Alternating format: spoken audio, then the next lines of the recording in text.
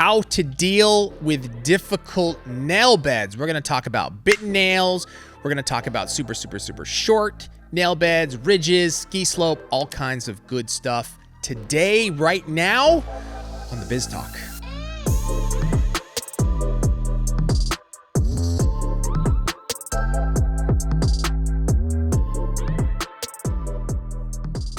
Greg, the first thing that I want to talk about, bro, this is serious, dude. It's not funny, bro. This is serious. I have this problem. Do I look like I'm laughing? I heard you laugh. I heard a little like something going on. Smirk, bro. How to deal with a difficult brother. First, I think I want to talk about that. My challenge dealing with a difficult brother for my 35 years of life, bro. 35. How have I done 35 plus 12. What are you talking about? What are you talking about? What are you talking about, Gregus? Instead of Willis. All different strokes action, bro. Dude, love that show so much, man. That was one of my favorites. That was a good one. Yeah. Okay, so today's topic is, this is a good one. Dealing with difficult nail beds is a reality in the salon that you're going to come across, right? Yeah. It would be nice if everybody was as perfect as me and who walked in with the most perfect nail beds, right? But that's just not reality, bro. It's not reality. It's not reality. You can't be me, Greg, no matter how much you try. I'm just going to slide that in there from time to time. Dude, I'm looking at my nails right now. They're not, I bite my skin though. It's not good. Anyway, let's get back to the topic on hand. Savage. Kind of jumping around. Dealing with difficult nail beds. Yes. How, there's a lot of questions here. I want to kind of hit the main ones that we can talk about. What do you need to do to tackle difficult nail beds? Yeah, that's perfect. That might be our title, Jorge. You have to learn how to use forms. Period. End of story. You do. Okay. Because when someone walks in with really bitten nails, let's say someone walks in with, say, wide nails. Tips don't fit all wide nails. I mean, what are you supposed to do if someone comes in and they have like a toe on their thumb? Well, aren't there? Well, don't they? Look, it's real. I mean, some people have large hands, and the 00 tip that you just bought from the beauty supply, it won't fit. Sometimes it's not going to fit that thumb. Okay. So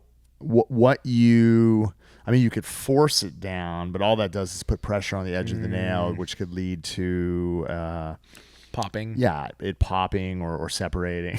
Sorry, I had a pop.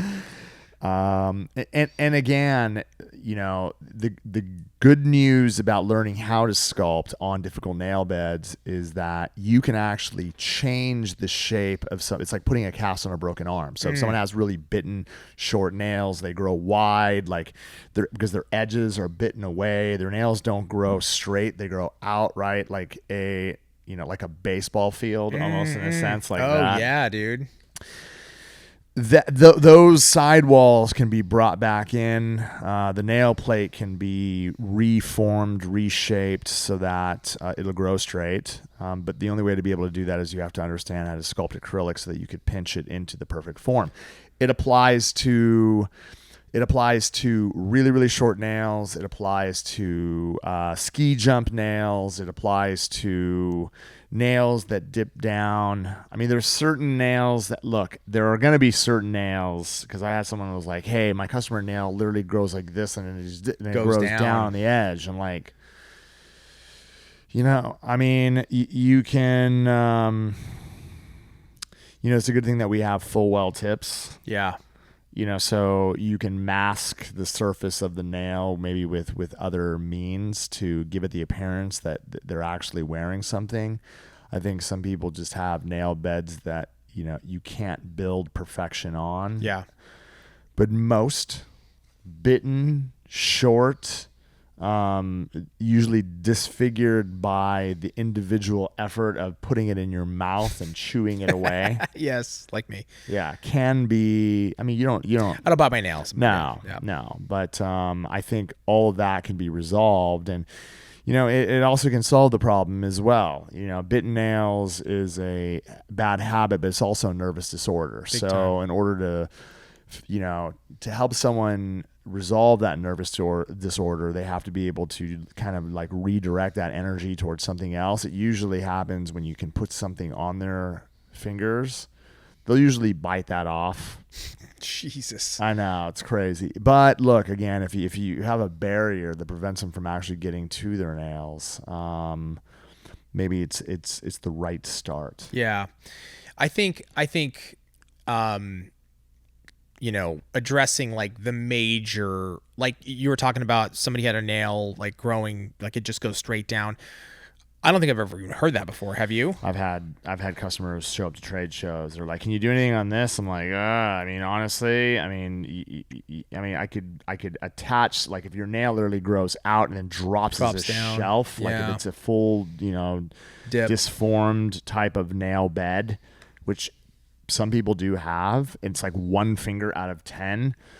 Maybe the thing is you keep that growing down like that. There's nothing you can do, but you could build out an extension just to kind of create like on top. Yeah. Yes, out right, where it masks the appearance of the growth down, so that it looks like a normal nail.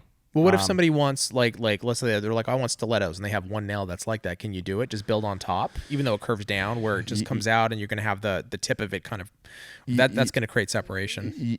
So what you would have to do is if it wasn't extreme, where just the front end came down, you would have to make sure that you put enough product in the front so that moisture or any type of contaminants don't get inside. You'd have to kind of plug that surface.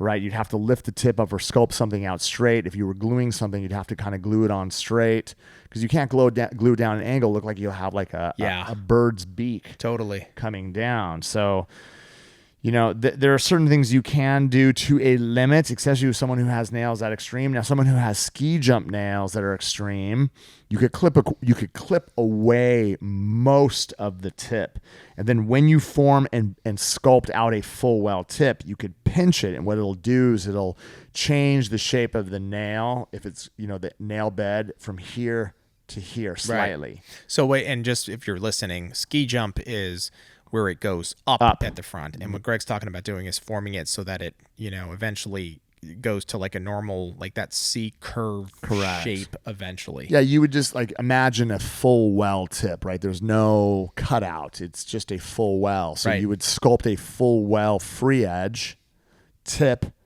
You would allow it to set long enough where you could actually mold it, pinch it so that the nail goes like this. What that's going to do to the nail plate, it's going to force it into this position. It's like, again, putting a cast on a broken arm. Right. And then what that'll do is it'll prevent the free edge from growing out like this. It'll make it grow out straight. Now, there's pressure that natural nail is going to be putting on the enhancement. Right. You're probably going to have to do regular repairs. It's almost a weekly fill maintenance that you're going to have to do. But look, if somebody has difficult nails like that, it's almost like you have to put them through a program to ensure that in the long run, they would be able to wear enhancements. And look, there's some people out there that are like, I bite my nails. I'm never going to bite my nails. I just want to be able to put something on temporarily where, they could care less about their natural nails. I mean, for people that are like that, maybe it's like you just slap a tip on and you just build something that's going to hold up for a few weeks. Yeah. Or just, sculpt something on without going through the whole process, because going through the whole process of building the tip, pinching the tip, going through the whole, filing it, making it perfect, creating a work of art out of something that, doesn't look like there's no hope. Yeah. Yeah. That does take time. It takes time. Yeah. But I think if there's communication with the nail professional, the client, of like, hey, look, you might have some that pop off. There's going to be repairs we have to do. Like, look, this is not a 2-week thing. This is we're going to do this over the next few months. It's going to take time for us to get there, but we'll get there. That's important. I mean, it's like going on a diet, right? Like, people expect results in like 3 days. Like, dude, 3 days, I want to be ripped. Bro, I'm gonna be jacked in 3. Jacked, bro. It's not gonna happen. It takes It takes meal prepping. It takes time. It takes devotion. And it takes time. It takes time. And it's the same thing with your nails. It takes time Yep. for you to be able to do it really, really well. Or if you're on the receiving end, getting your nails done, it takes time to rebuild the structure so that your nails can hold whatever it is, whether it's sculpts or tips. But problem nails, as a professional who's making advice to everybody out there, you have to learn how to sculpt. For those of you guys that are getting your nails done and you want to change the shape of your nails, or you want to fix your nail biting problem or your nail biting, features, you need a good nail technician who's going to be able to sculpt a set that's going to look as natural as possible. So then that leads to the next question, Greg. Okay, so if a great reason to learn forms is for this reason, because the last thing you want to do as a pro is, like, if you do tip and tip overlays and that's kind of your bread and butter, you don't want to just turn away clients and be like, sorry, I can't do these nails. No. You want to be able to learn so that you can accommodate. So number one, forms. But the next question is, so is that, gel, acrylic? Can you use gel? I know you guys really focus on the acrylic, but what's the deal there? So, can you pinch gel? You can. The problem is it takes so much time, and Effort. you're limited with like, using devices to hold it while you go inside the light to be able to maintain the form, and it's very awkward and it's very time consuming. With acrylic, you just need oxygen. So it's like, you put it on and you allow it to dry, and then when it gets to 3.5 minutes, Start pinching. and you can start pinching, because there's still a lot of flexibility in the product. You can cast it, you can mold it so that when it dries rock hard, it goes from something like this to this. You could do that with acrylic. So I usually recommend, when someone is in that state, starting off with an acrylic. Love it. And then once you can rehabilitate that natural nail into the desired shape, then you can start to use gel. Yeah. Again, another reason, if you're a gel only tech, it's good to learn. Like, this is why I think you've got to have everything in your arsenal, right? Like, Correct. you should be able to, like, oh, I can take care of that. I can take care of that. I can use acrylic here and then build gel over it, right? In that case, like, maybe you use it to cast. Correct. And then eventually fill it with gel. Can you do that? You can. It's casting. That's what exactly it is. And then you could fill it with gel, and as the nail grows, eventually you'll have no acrylic on the nail, and all you'll have is gel. Yeah. There might be some of you guys out there that can only use gel in the salon. Yeah. So if you had an individual that, Yeah. What do you do there? you still have to go through the process. You can make, I would say, hard nails to build on. For me, it's easier to choose acrylic because it's moldable and I could do all those things. But if I had no choice, you could still do it. You could still work with gel. It is possible.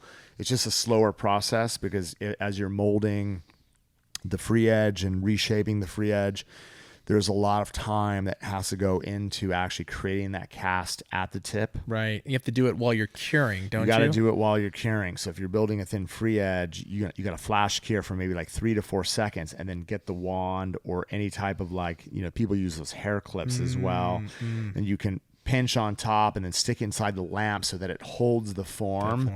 So there is a way of actually doing it. It's just time consuming. If you have no choice, then you have no choice. That's what you would have to do. And casting, is that regardless, Greg, of like ski jump, bitten nails even? Yes. Super, what about like super flat? Like, what if your natural nail doesn't even have a curve in it? It's just super flat. You need to do, like, you can start to. Yeah, I mean, if a nail's super flat and super wide, you can still make it look narrow by pinching it, because when you pinch it, you're bringing the sidewalls slightly in. You don't want to pinch it too much where there's so much pressure it hurts the client's fingernails, but a slight pinch will obviously dramatically change the appearance of the nail completely. Yeah. I just, like, that is a real deal situation. Oh, yeah. Like, problem nails that's reality that you're going to face as a nail technician in the salon day in and day out. It's nice because like we do education and demos. We show you, on a nail trainer with perfect conditions, perfect everything. Again, here comes jujitsu. You can learn the technique in perfect conditions and we show you. But then when you actually train with somebody, you're like, how the hell, this doesn't work. There's no way. You're like, this too doesn't fast. work. Yeah. Like it's things too confusing. There's so many factors and variables that come in that change the environment. So fast. The environment changes. Everything goes out the door. And that's what I'm saying. Like in a salon, in a real situation, you're a nail pro. Like, okay, I can do an acrylic and gel dip. I do all these things. But then somebody walks in the door and they show you their nails and you're like, oh my God, you're going to get that. Yeah. And look, I mean, I don't tip a lot because I teach sculpting. Yeah. I find it, however, if there was a certain situation where nails were really, really extreme and we only sell a few styles of tips. Maybe in the future we'll come out with more styles. Sure. But there are some beautiful shapes that are out there that make it really, really easy for you to create, the stiletto shapes. Like they already have prefabricated tips that are in the perfect shapes so that you don't need to try to sculpt those out. So what would that situation be where somebody comes in, Greg, and they have like, nails that are not normal, where you would say is going to be just better to go with like a stiletto shaped tip because if they want that style, like it's what would time. I mean, that's the whole thing. If you're not comfortable sculpting and they want stilettos and length, and you just know like deep down inside, like there's no way I'm going to be able to build this set out in say an hour and a half, reasonable. If you say your timing is pretty good, you're like, this is going to take me 3 hours. Then I would recommend make it easy for yourself and, just try to mount some tips onto the edge of the natural nails, prep them, clip them, shape them, blend them, and then you have a platform to work off of. So you're set right off the bat with a nice platform and extension. It might be a short nail and the tip might be all the way back, but your blending skills and setting yourself up so that all you have to do is focus on the overlay, that is going to make it a lot easier for you to do. But even with if somebody has problem nails, like bitten nails so you're just, a bitten nail, all it is like, if this was, I'll just use this as an example, but like if this was the nail here and you only had this much surface to work off of, you obviously have to glue the tip onto this. Right. Right. If this is everyone's natural nail, but you're working with a nail that's only this short, you still have to mount it on the edge of the nail to create the length that you want. Right. You can still we have really good adhesives to be able to mount tips onto the edge of the natural nail. So if someone doesn't really have anything there, they just have a little bit, it might be a good idea not to sculpt something super long. Yeah. So what I would recommend is like, even if you did glue something on, make sure that you cut it down to an active length, right? Maybe just past or just a little bit past the edge of their fingertips. Okay. So that they can wear those nails as the natural nail grows. Because even if you're gluing a tip, the natural nail is going to grow. Or what about this? This is what I would tell the client. And that's because it sounds so like, if the client comes in, it's like, I want stilettos, and I'm looking at her nails, and it's like, okay, you can't wear stilettos right now. Yes. Maybe that's the answer, It right? is. And it's like, let's get your natural nails to grow. Correct. And then to support it, yes. Right? Because trying to, like, what you're saying is like, okay, that probably can work, but my God, dude, that just sounds insane. It's like putting a Band-Aid on a wound that won't heal. Exactly. Yeah. Exactly. Like, and maybe the nail tech, sometimes you just got to step up, right? And be like, love you. I know you want stilettos, but now's not the time. Like we were talking about earlier, you said it takes time. So let's let's get them grown out after a couple months, whatever, Correct. 2-3 months, and then maybe stilettos can be the answer for them. Yeah, I mean, I'm sure some of you professionals out there that work on people who bite their nails get frustrated the fact that every single time you put a set on, like a week later, they're Right. calling you back saying, I need another set because I just bit them all off. It's like, Oh my God. it's a vicious cycle. That's a vicious cycle, and that's a conversation that you need to have with that client also, that they need to stop, or else maybe they're not the client for you. You're going to charge them more. Yeah, you got to charge them more, exactly, to make up for that. Let us know in the comments below how you deal with problem nails. We'd love to hear about it. And again, any suggestions for future videos, let us know in the comments below. Greg, thank you so much. Thank you. Thank you guys for joining us. We'll see you next time.